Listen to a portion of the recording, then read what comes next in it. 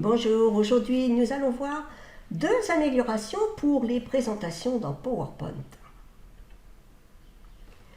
Presque toutes les présentations, ou en tout cas de nombreuses, ont un sommaire qui est un peu basique avec juste des puces. Or moi déjà j'ai fait une petite amélioration, comme vous avez pu voir, d'un côté animer le sommaire, d'autre de l'autre, mettre des sous-titres en automatique. Mais il y a beaucoup mieux à faire. Par exemple, sur cette diapositive, c'est un exemple que je vous prends d'un PowerPoint que j'ai réalisé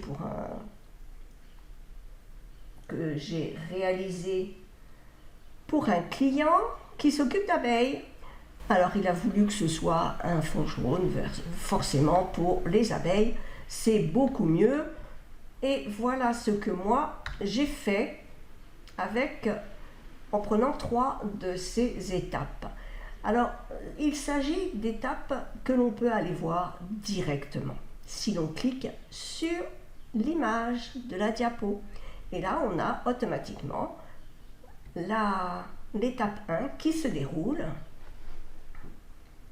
jusqu'à la fin. Je vous laisse voir. Ensuite, on a les différentes choses que l'on fait pour élever les reines. On revient automatiquement aux 3 étapes de la présentation et ainsi on peut choisir une nouvelle étape si l'on en a envie. Alors maintenant, voyons cette nouvelle diapositive. On peut afficher les sous-titres dans sa diapositive. Et cela, ça se fait automatiquement lorsque vous présentez. Ça met les sous-titres en dessous. Nous venons donc de voir 2 améliorations pour les présentations PowerPoint. Et comme vous voyez, il y a le sous-titre en bas qui s'affiche automatiquement. Maintenant, nous allons voir ensemble comment réaliser ces 2 améliorations, que ce soit pour le sommaire ou pour les sous-titres. C'est parti! Voyons maintenant l'intérieur de notre PowerPoint. Donc, le sommaire qui est ici. Ici, c'est le sommaire pour les abeilles. Et là, c'est ce que j'ai réalisé. Alors, c'est assez simple. Je vais enlever tout simplement tout cela. Et je vais aller dans Zoom et dans Zoom de diapositives. Et je vais choisir les diapositives qui représentent les débuts de paragraphes de chaque étape, en l'occurrence. Donc, je prends la diapositive 5, c'est la première. Ici, je prends la diapositive 7 et ensuite ici, la diapositive 8. Et j'insère. Voilà. Et je vais mettre mes diapositives comme je veux, plus ou moins grandes. C'est moi qui choisis les différentes position que je veux. Donc maintenant, on va aller voir la diapo. Allez, on clique ici. Et je veux voir les étapes et j'y vais. Là, je veux que l'animation se fasse, donc j'envoie l'animation. Je veux voir la deuxième diapositive de cette étape. Donc je vois toutes les étapes, etc. etc. Il y a d'autres zooms de diapositives et je retourne à la diapo 4. Il faut penser aussi à mettre à la fin de votre présentation que l'on retourne sur la diapositive du sommaire. Et là, on a les étapes, donc on revient sur les étapes et on peut aller sur l'étape 2. Voilà. Vous voyez que c'est assez simple. Là, pareil, les étapes 2, on fait passer les diapositives. Voyons maintenant la diapositive où j'ai mis les sous-titres. Alors, il faut savoir que ça ne fonctionne pas, les sous-titres, avec un audio que l'on a importé. C'est clair, net et précis. Ça ne fonctionne que si vous dites le texte directement en commentant votre diapositive. Voyons maintenant comment on met les sous-titres des diapositives. On va dans Diaporama. Tout au bout, il y a ici toujours utiliser les sous-titres. Donc là, on clique, on laisse en automatique. Et par contre, on va voir les paramètres.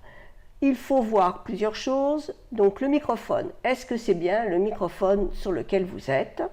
et ensuite à quel endroit vous allez placer vos sous-titres. On va essayer déjà en bas, superposé à la diapositive.